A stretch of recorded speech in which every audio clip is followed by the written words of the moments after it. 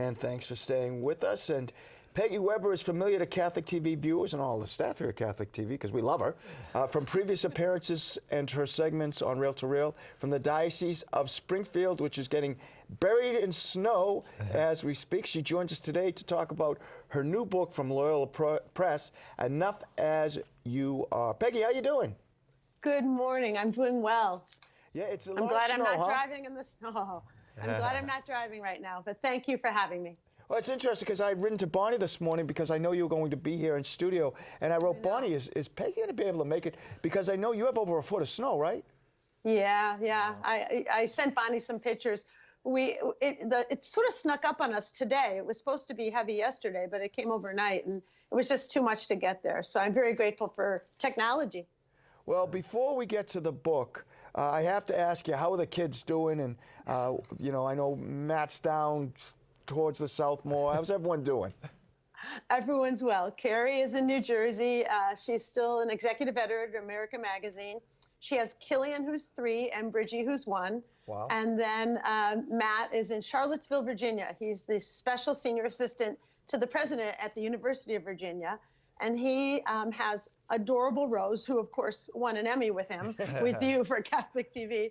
And in January, they welcome James Henry. So he's 11 months old now. So, and then my daughter Elizabeth is home near us, thank God, because we get to see Cordelia, Jerome, and Dominic almost every day. And she's busy running a Catechesis of the Good Shepherd program at her parish, which is this Montessori-based method that's just amazing, that leads children to discover God. So wow. They're all well, thank you.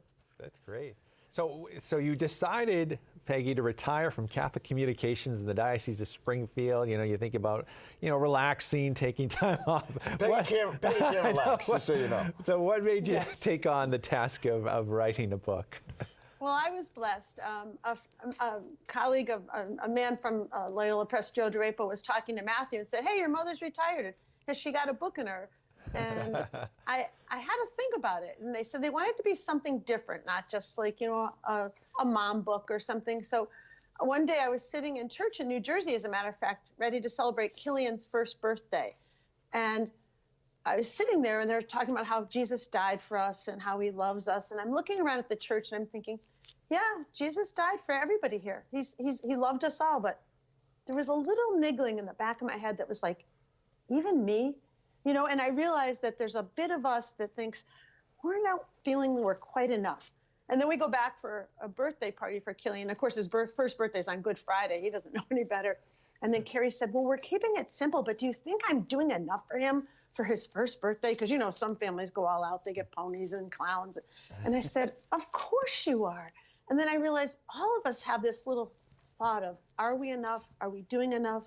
Are we holy enough? Smart enough? Good enough? Accomplished enough? And so on. And so I took different chapters, and then I welded it with saintly inspirations of different saints who can, you know, give us a lesson from that. And then I used the overall theme of St. Francis de Sales, who says, be who you are and be that perfectly well. And ta-da, there's the book. And Joellen, the president of Loyola, was so affirming and so good that I'm just grateful that and now it's here. Well, let's dive a little deeper into that, because I think each of us struggles with self-doubt or second-guessing ourselves. What are some tips you'd recommend for dealing with those challenges? Because that can almost be suffocating sometimes.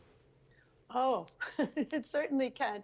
Well, one of my favorite things to do is to laugh. I honestly think that, you know, when you think about who you are. I was at the library with my grandchildren, and Cordelia came running over and said, Grandma, I have a book that makes me think of you. And so I'm sort of sitting there thinking, oh, it must be a book I read to her. Oh, how wonderful. And she opens it up and says, donuts. And it's an alphabet book with pictures of donuts. And then I said, oh, can we all eat that? And one of the other librarians was like, I'll take this one. And she goes, oh, no, my grandmother always gets the chocolate donut.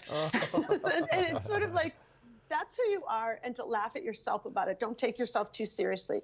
Another thing is to look to the saints. When you think, am I smart enough? You know, you look at St. Andre Bessette, who was a porter up in Canada, up in Montreal for 40 years, just answering the door and listening to people's problems.